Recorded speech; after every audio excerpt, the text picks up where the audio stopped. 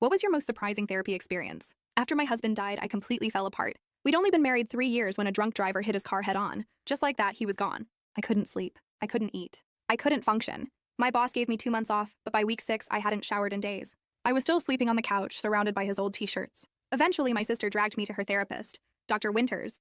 Beige walls, diplomas on the wall, those little sand gardens with the tiny rake. She had that soft, calm voice therapists always seem to have. I made it through 3 sessions before I ghosted. It just didn't feel real. I didn't want a worksheet. I wanted my husband back. About 6 months later, I was still lost. One night at 2 a.m., I ended up in a 24-hour diner, staring at a plate of cold pancakes. There was just one other person there, an older man reading a paperback. I knocked over my water glass, and he helped me clean it up. Then he looked at me and asked, "Rough night?" I don't know why, but I just told him everything. About the accident, the funeral, how I still couldn't throw away his toothbrush. He didn't interrupt, just listened. Then he scribbled something on a napkin and slid it over. "I'm retired now, but I used to help people. Come by tomorrow if you want to talk more." I almost threw it away. But the next night, I was standing at his door. His name was Frank. He answered in jeans and a coffee-stained sweater. His apartment was cluttered with books and old photos, no therapy couch, no framed degrees. Just a regular living room. "I'm not licensed anymore," he said, "but I'm still a good listener, and I don't charge." So I kept going back, twice a week, sometimes more. We didn't have sessions. We walked through the park.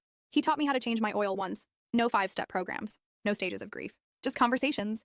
Grief isn't something you get over, he told me once while we were fishing. It's something you learn to carry differently. Slowly, I started to feel human again. I joined a pickup soccer game. I finally packed up my husband's clothes.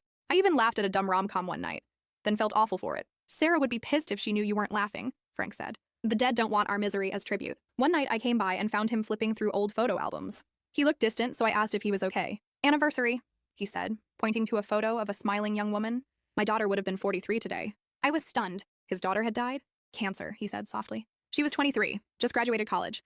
"You became a therapist after that?" I asked. Frank laughed. "No, I'd already been one for years. But after Maggie died, I couldn't do it anymore. Couldn't sit in that office listening to people complain about their commute or their coworkers." He paused. "I almost ended things. What changed was time. And a homeless man named Joe who used to sit in the park feeding squirrels. He'd lost everything, but still found joy in something small." Frank looked right at me. I realized I could die with Maggie, or live while carrying her with me. And that's what he did. Not as a formal therapist, but as someone who understood. On the anniversary of my husband's death, I thought I'd completely unravel. But instead, I went to the beach he loved, told him about my year, about Frank, and how I was learning to carry the weight, not be crushed by it. When I told Frank, he just smiled and said, "That's how you know you're healing."